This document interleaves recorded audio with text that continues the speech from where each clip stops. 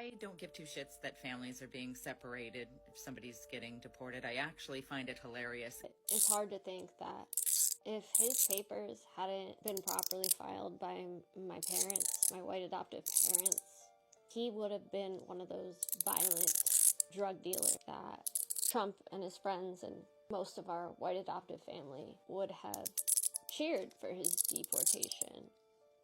And if circumstances were a little bit different and my parents hadn't filed his paperwork correctly, like quite a few adoptees out there, he could have been on a plane, stuck going back there permanently. He could have been separated from his son, his nephews, his mother. But because he was lucky enough to be dealt the cards that he was and have white parents that happen to be immigrants that understood the process, he has that protection. He has the protection of American citizenship, and that is a privilege.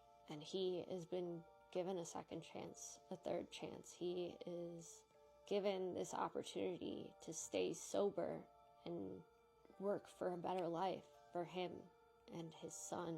And when we think about why people make the decisions that they do, why people sell drugs or commit crimes, it's really not something that you can just look at and think of it in this binary thinking of good and bad, because many people make the decisions that they do because they were forced into horrible circumstances where they had to make a choice to put food on the table. They had to be able to afford diabetes medication for their mother. They couldn't afford gas to get to work one day and risk losing their job. There are so many things that happen, not to mention the systemic racism and the intergenerational trauma, that many people don't healthy coping mechanisms at their disposal to learn and be taught to by parents that are working second and third jobs just to make ends meet.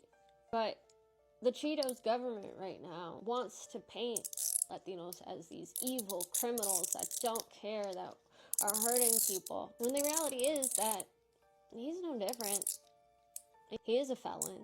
He's committed crimes. His buddies have committed crimes. And yet they are afforded second and third and fourth and fifth chances, and their sins aren't exposed to the world as long as they have enough money to hide it, as long as they have enough power to hide it.